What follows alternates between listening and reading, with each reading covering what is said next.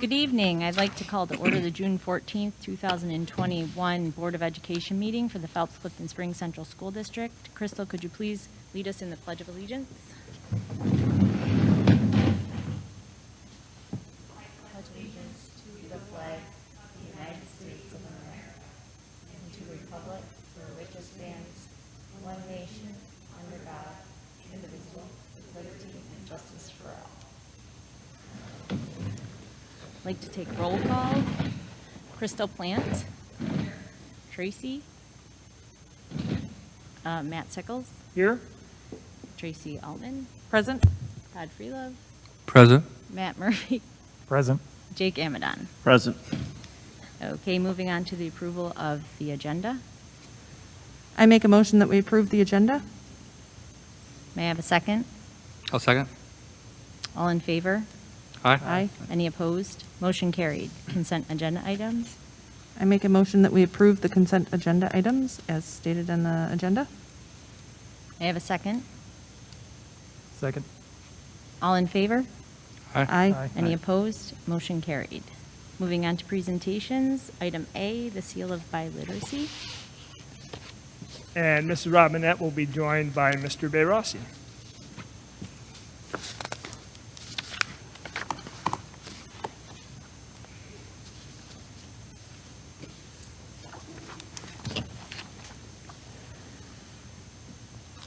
Are we good now? Great. Well, it's my pleasure to be here tonight to do this presentation. I'm just so extremely proud to have Midlakes offer the New York State Seal of Biliteracy. As you'll see on the next slide, the Seal of Biliteracy was passed by the governor back in 2012, and it was around 2016 that the criteria to earn the Seal of Biliteracy was finally approved and put out for school districts to begin offering the seal. When I came to Midlakes in December 2018, it was one of the first things I discussed with Michelle Shenton, who is the department chair for the world languages, and with Wendy Sheffield, who's one of our E&L teachers, to see if there was interest here at Midlakes. So this past couple of years, it's been one of those things we've been building momentum, researching, and this year we're lucky to have our first 2 students earn that seal of biliteracy. As we switch to the next slide, the purpose of the seal, this comes right from the New York State language at the top, is to recognize our high school graduates who've attained a high level of proficiency in listening, speaking, reading, and writing in one or more languages in addition to English. The students who receive the seal benefit the district in many ways, and one of those ways is that with the accountability for schools, there is a college career and civic readiness index in which these students will count at that highest level.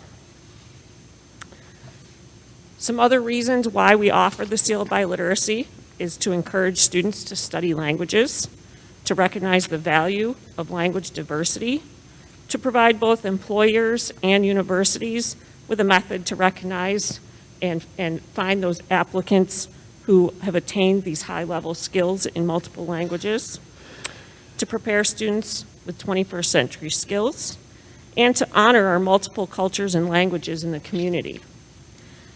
On the next slide, you'll see our Seal of Biliteracy committee members included Jen Galbraith, Spanish teacher, Heidi Gibson, English teacher, Wendy Sheffield, E&L teacher, Christina Brooks, our school counselor, Mr. Bayrossi, principal, and myself. And we have some special extra people to thank, or this wouldn't all be possible. Miss Kelly Hart is also one of our Spanish teachers, and she served on the panel presentations. Michelle Shenton, who helped guide us in her knowledge and background from having worked with the World Languages Department and committees at the state level. Chris Tillman, school counselor, who also helped with checking student transcripts for all of the requirements.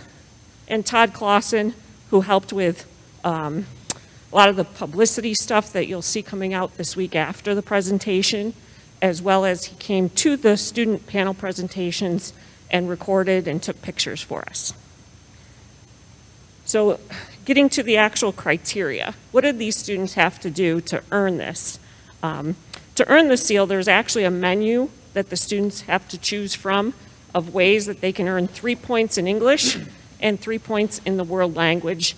And in this case, both students did so in Spanish.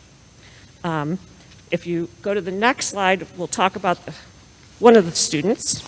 So we have first Austin Sheffield. Austin, for English, earned his 3 points by having a Regents ELA score of 80 or higher. And for his 11th and 12th grade English classes, an average of 85 or higher. And he took AP English Language and received a 3 or higher. To earn his 3 points in Spanish, he received an 85 or higher average in Spanish 4. And you get 2 points for the panel presentation in which he spoke about the Dominican Republic, complete with slides, fully in Spanish, and then had to answer questions given to him by our Spanish teachers that were fully in Spanish, and his answers were fully in Spanish. I understood maybe half of it, so I was impressed. So first, we'd like to invite Austin and have him come up and receive his medallion and a certificate.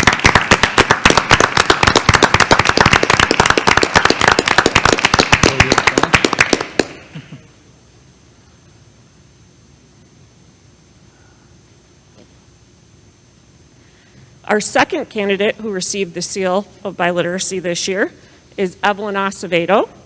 Evelyn received her English 3 points, again for having an ELA Regents score of 80 or higher, having 85 or above average in both 11th and 12th grade English classes, and she also, because she was an English language learner, has taken the nicest lot assessment where she scored commanding. In Spanish, her transcript from Mexico had at least 3 courses in reading and writing with an average of a B or higher. And she also did the project presentation, which hers I might have understood maybe 20% because she's extremely fluent in Spanish and could blow us all away. So we'd like to invite Evelyn up here to receive her medallion.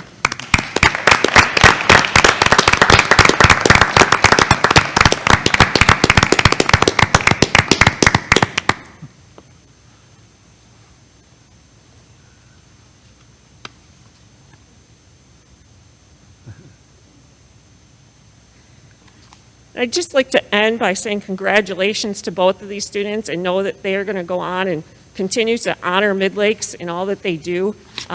Both have great plans. Austin wants to go to RIT. Well, he already is going to go to RIT. That's a done thing.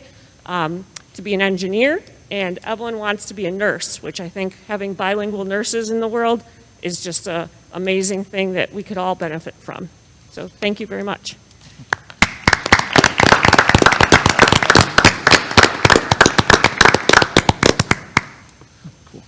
Great. We love those presentations. Okay, moving on to item B, the CRRSA spending plan with Tracy Marshall and Matt Sickles. Okay, everybody's favorite topic. I promise soon it'll be over and we'll stop talking about these federal funds. Before we go on, I just want to congratulate both of our students on this accomplishment and being the first students to represent Midlakes with the seal of biliteracy. So as the board knows, we received our allotment of federal funds a couple months ago and have been waiting for guidance that's been coming in dribs and drabs. CRRSA is one of those pots of money which Tracy's going to talk about. Tonight we were intended to do 2 things. One, present our spending plan and then have the board adopt it. You'll find out in a minute. I won't steal the thunder on why part of that's not going to happen tonight, but we'll go ahead and jump into the presentation, and then hopefully pretty soon we'll just move on into the spending phase. Great, thanks, Matt. So as you recall, the CRRSA, or the Coronavirus Response and Relief Supplemental Appropriations Act, our allocation was about $1.5 million. We have a 2-year time frame to spend this money, so we'll start allocating it in 21-22 and then again in 22-23. Middle of last week, maybe, we got notice that the state was going to revise our funding allocations, and for a minute, we just held our breath. My understanding is that they will be revised in an upward fashion rather than a downward fashion, so we're still awaiting those updated allocations. Once we get those, we'll have a final total. And also, our application was originally due on the 15th of June, and they extended that because of this delay in funding allocations to the 30th of June. However, we have a pretty complete plan put together already, and we'll just revise it slightly based on the new allocations when they come in. In this plan, in the actual application, the CRRSA money is divided up into two pots. One is the ESSER pot, and one is the GEAR pot, and the GEAR stands for Governor's Emergency Education Relief Fund. And Matt was going to tell me what the ESSER stands for. ESSER is Elementary and Secondary School Emergency Relief. Correct. And then, so Michelle will get into the details of those separate pots of money. Basically, there's areas that you can use the GEAR funding that you can't use it in the ESSER funding, and vice versa, but generally they're almost all interchangeable with the exception of some small details, again, which Michelle will get into later in the presentation. So given the fact that the application was pushed back, you won't be acting on it tonight because we want to wait to make sure that there's no major changes. However, because they anticipate, what they shared with us is slight increases in the allocation, we don't anticipate doing a whole nother presentation next week on the 21st. There would have to be something pretty earth-shattering to warrant another presentation at this point. So, let's see. There we go. These are the criteria for the CRRSA funds. I'm not going to go through each of these bullets because you should be familiar with these at this point, because these are pretty much the identical criteria for the American Rescue Plan funds. So these are things that the CRRSA funds can be used to purchase or to promote. We don't have to hit all of them, but we have to work within these criteria. So anywhere from safely returning students in-person instruction to meeting specific learning gaps that were caused by the pandemic. So again, you've seen these, and they're up on the website from last Tuesday's public hearing presentation for the American Rescue Plan. Also, something that you've seen several times now, we've been talking about potential applications of these funds, and these are positions. At the public hearing last Tuesday, you heard how we plan to use the ESSER portion of the American Rescue Plan money, which is a lot of HVAC and some curriculum and PD resources. But here's where we start to get into the positions. Again, you've seen this. I'm not going to go through them because Michelle's going to talk about how the specific positions align to some of the criteria that were on the previous slide. Okay, so on this slide, we've broken it out based on the two different pots of CRRSA funding, starting with the ESSER funds. This is the larger portion, and you'll see that one of the biggest areas is the addressing learning loss among students. So we have there listed our grade 3 teacher, knowing that our grade 2 data is showing the most needs in terms of the students' AIS type data, RTI data. K6 Math AIS, 712 Math AIS, K6 Reading Specialist, and 712 ELA AIS. So as we've seen in previous presentations, those would all be to address learning loss, and some may eventually make their way into the regular budget, but we know that over the next couple of years, they're going to be important as we try to get kids back on track. We can also purchase some supplies in terms of sanitizing and cleaning the facilities, so that will be kind of that small catch-all of any remaining funds after the salaries are all accounted for. We have providing mental health services and supports, one being our K6 school counselor that will help with our Tier 1 curriculum for social emotional learning, and a school psychologist that we've talked about in previous meetings that's reinstating a position that had not been filled at the beginning of the year. Other activities necessary to maintain the operation of and continuity of services includes the clerical position. That was also going to be a retirement that we weren't originally going to fill, but we're going to now. And then any activity authorized under ESEA of 1965, which includes IDEA, the Individuals with Disabilities Education Act.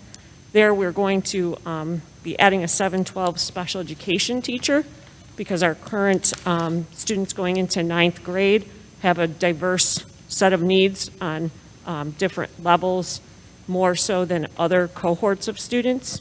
So in order to meet all of their different sections that they would require for different varying levels, that position will be probably more of a temporary one to help with that group. The other pot of the CRRSA funds, the smaller portion for gear, we're going to utilize for supporting the ongoing functionality of the local education agency, and this is where that laborer position and cleaning supplies will mainly come from.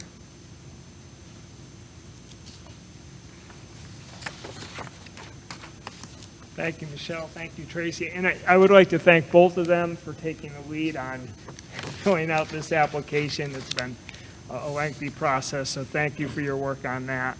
And I will mention, so now, last Tuesday at the public hearing, you heard our proposed plan pending feedback on the $1.7 million in the American Rescue Plan ESSER portion. Now you've seen the proposal for the $1.5 million in CRRSA funds. That still leaves the other $2.3 million of the American Rescue Plan funds, which is going to be administered at the state level. The state just submitted its application to the federal government, I think, last Tuesday. So we're waiting pending approval of that application. Then we'll get more information from the state regarding those funds. So we have the ability and potential to, look at other needs, identify other needs over time, and extend some of these measures over the course of 3 years by shifting money, shifting positions or expenses from either the CRRSA pot of money or the ARPA ESSER pot of money to that state-administered allocation once we get those details. Any other questions?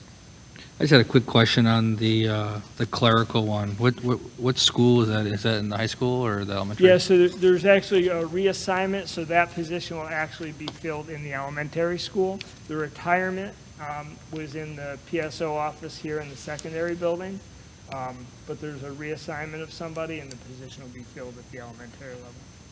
Thanks.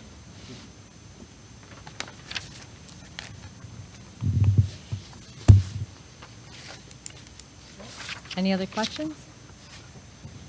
Okay, moving on to. Thank you, Michelle and Thank Tracy. you. Reports. Is there anyone on the board that has anything from the 4 County School Boards Association? I think Sherry's usually the one. No?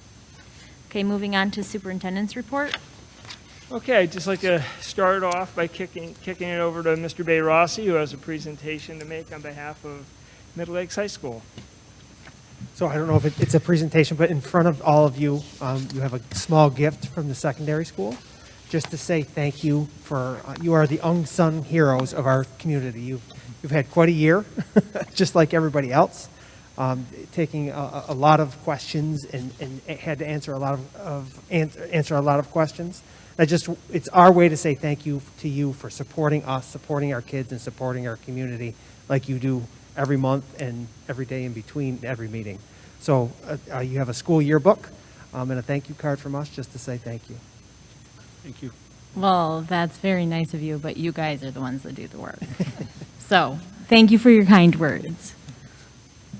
Thank you, Mr. Bay Rossi. Anytime. And he's not going to go too far because at that time of year, as we're, graduation is now clearly in sight, and you're going to start to see our facilities crew transform our football field into a graduation venue.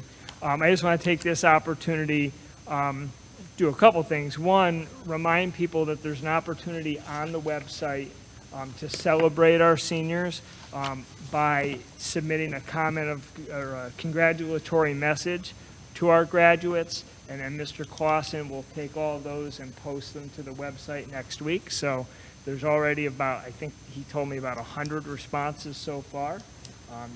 So hopefully parents and family members will take advantage of that opportunity to send out a positive congratulatory message to our seniors who've overcome so much this year.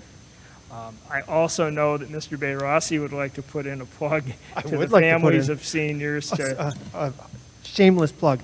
So I have sent out a link to all the senior families to sign up for graduation registration to get yourself a spot at graduation.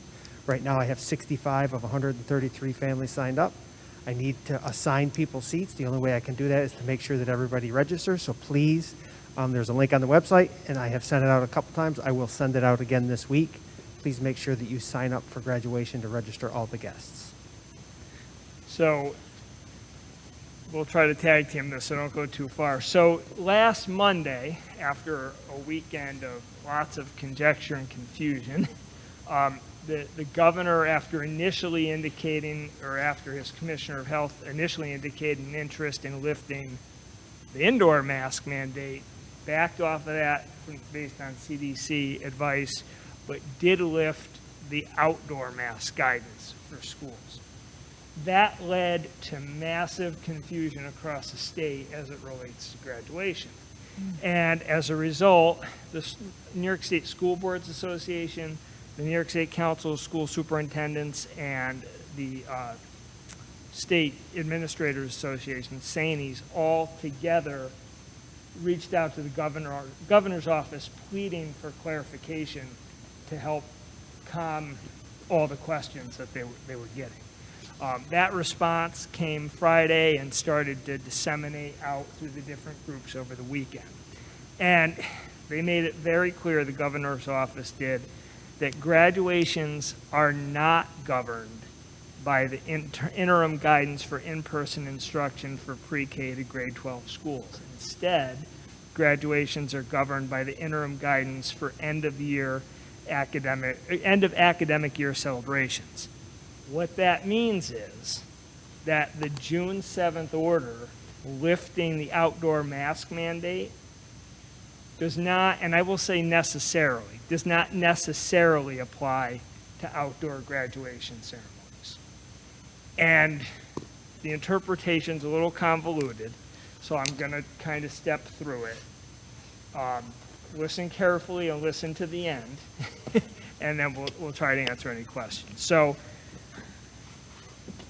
our guidance is going to apply to outdoor graduations under 500 people. So the cap from the state is 500 outdoors, 250 indoors.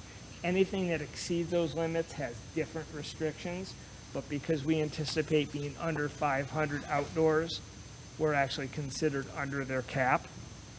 So graduates, fortunately, do not need to be included in the count of 500 if we seat them separately and bring them in and out of the venue via separate entrance from the guests, and we're able to do that. So that gives us a lot more flexibility. Fully vaccinated individuals do not need to wear masks or maintain 6 feet of physical distance. Masks are optional for unvaccinated individuals and individuals of unknown vaccination status if they're seated and maintaining 6 feet physical distance. They are required when they're moving or not 6 feet apart, if they're not vaccinated or unknown. The graduates will be seated 6 feet apart. So when they're seated, they'll have the ability to take their masks off. The guests will be seated in family pods. In order to fit as many people as we can on the football field, the pods will be 6 feet apart, but the seats within the pods won't. We just don't have that volume of space to be able to accommodate that. Therefore, unvaccinated individuals and individuals of unknown vaccination status must wear their masks within the family pods since the seats will be 6 feet apart. Since the graduation ceremony will be under the New York State outdoor limit of 500 people, vaccination status will be self-reported on the honor system.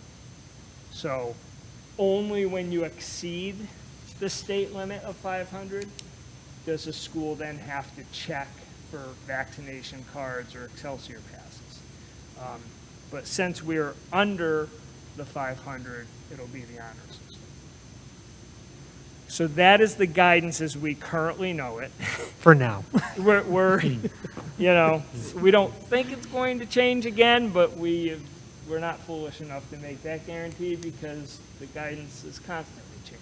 But that's where we currently stand, and they're going to start setting up the football field. There's a lot of work ahead to set up the stage, to set up the student seats, to set up those family pods, and then as Frank said, he's got an open registration form, so he knows who's coming so that they can then do a random draw of seating assignments. Questions? Lots of moving parts like every other aspect of this. So. Okay. I think we're good. Thank you, Frank. Just two other quick things. On last Tuesday, we had our two public hearings. One of them was on our American Rescue Plan ESSER spending plan. So not a huge turnout, as you recall.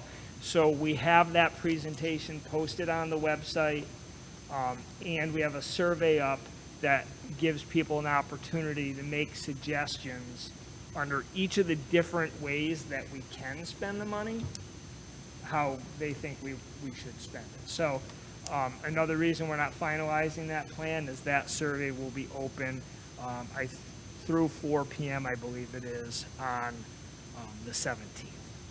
And then we will approve the plan a week from today, or the board will, and we'll have it on the school website by July 1, as long as they don't extend the deadline and change the rules again.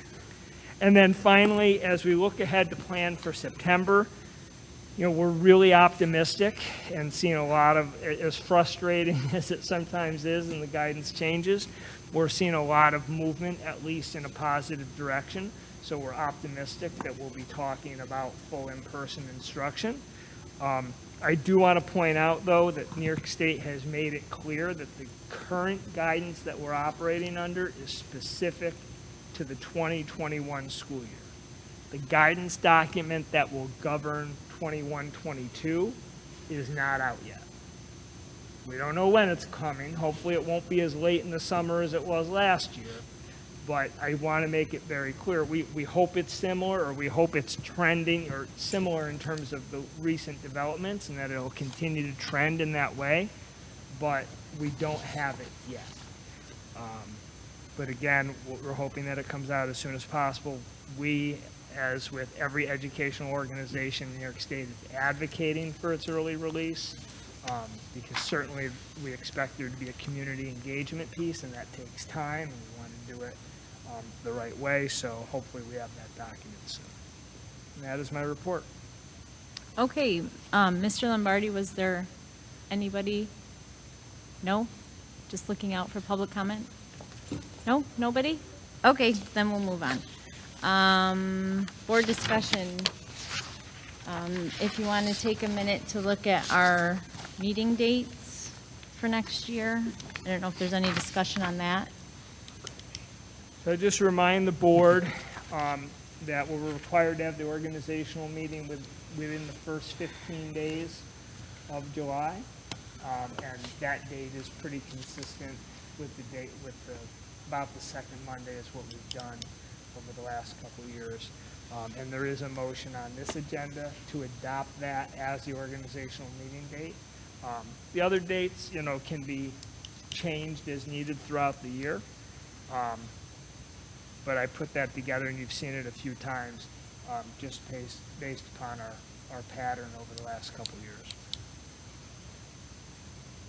Is there any discussion on that or any other topic? Looks good. All right. Okay, moving on to new business.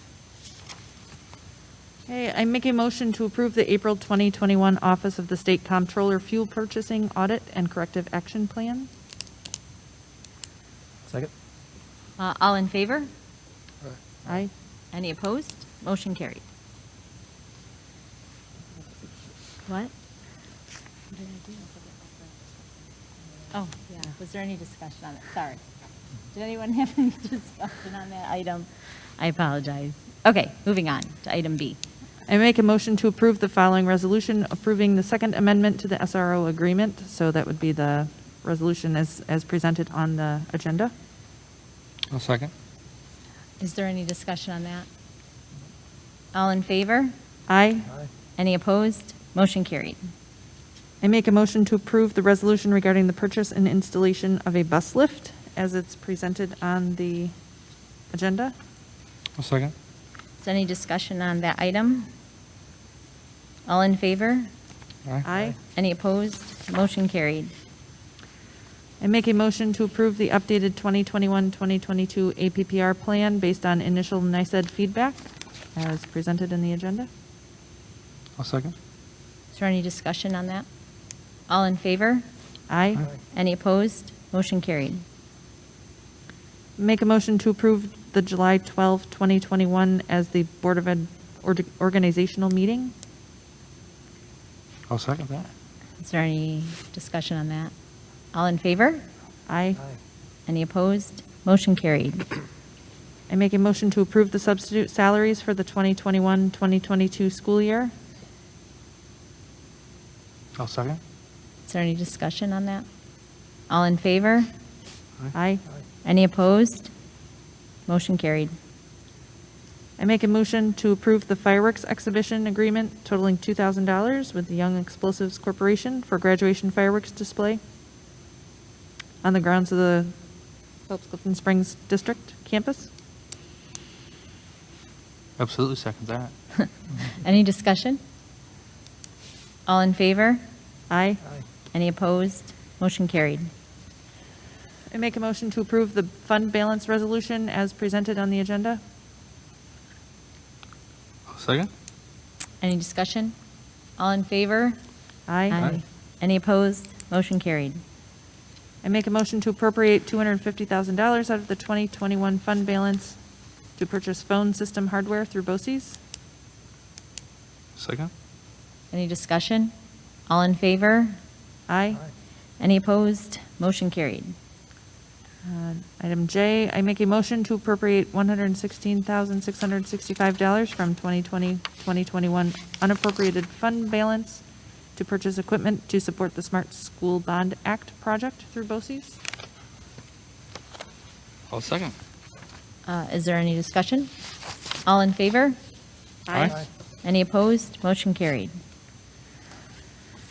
I make a motion to approve the individual salary and benefit statements for management exempt employees as presented on the, or as listed on the agenda. I'll second. Any discussion? All in favor? Aye. All right. Any opposed? Motion carried. I make a motion to approve the individual salary and benefit statement for the 2021-2022 for Crystal Plant, District Clerk, Secretary to the Superintendent.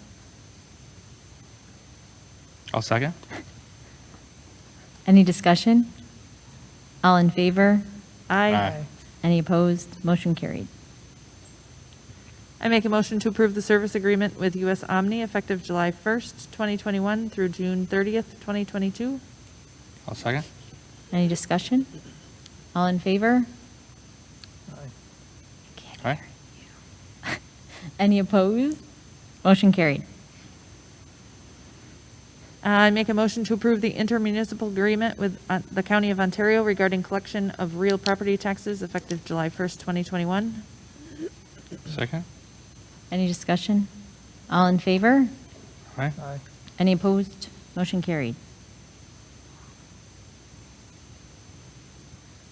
I make a motion to approve the transportation contract with Monroe and BOCES for the 2021-2022 school year. I'll second. Any discussion? All in favor? Aye. Any opposed? Motion carried.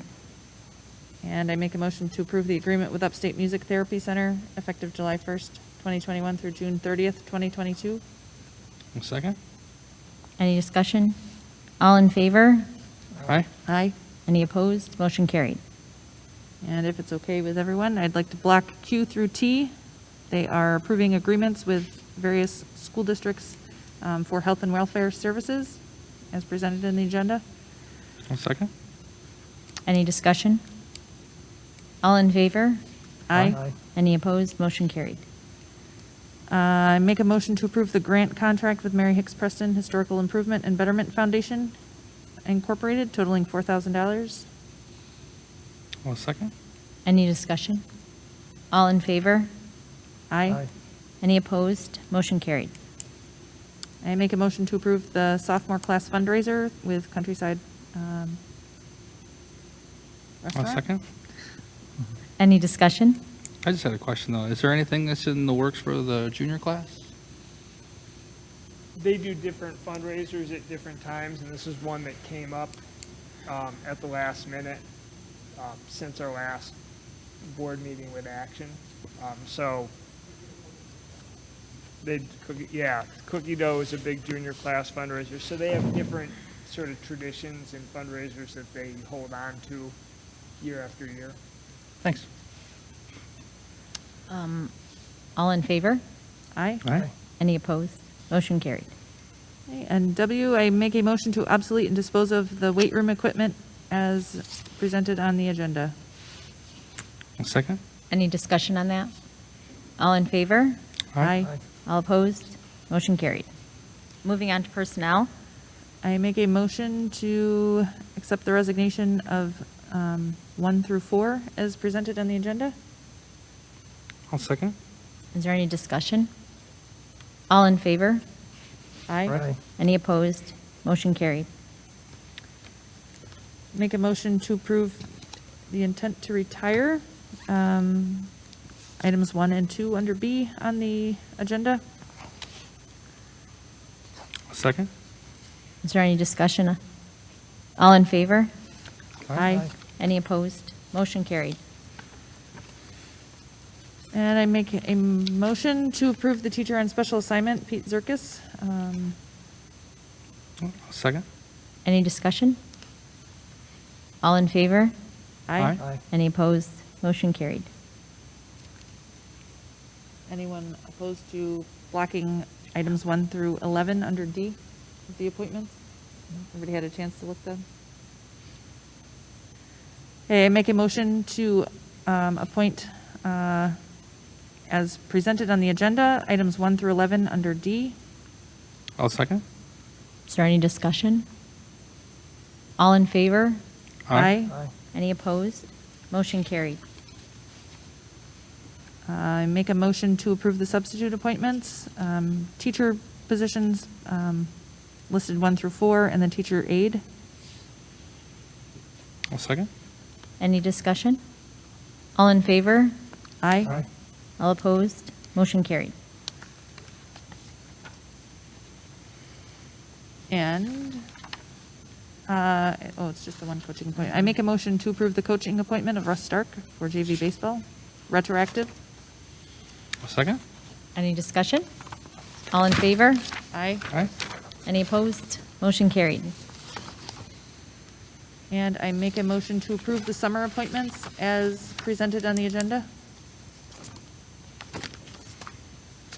I'll second. Any discussion? All in favor?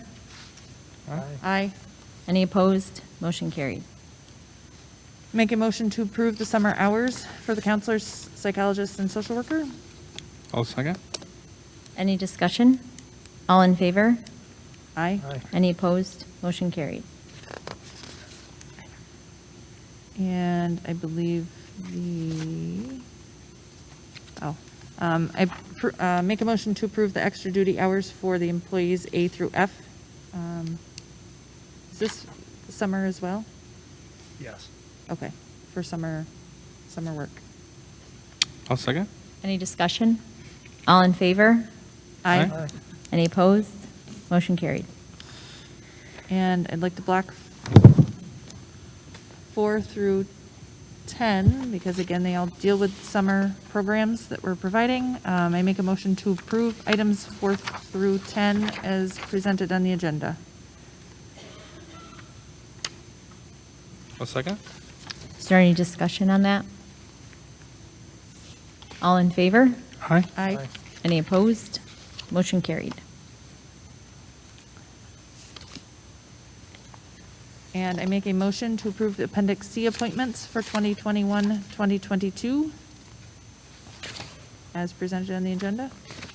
I'll second. Is there any discussion? All in favor? Aye. Any opposed? Motion carried.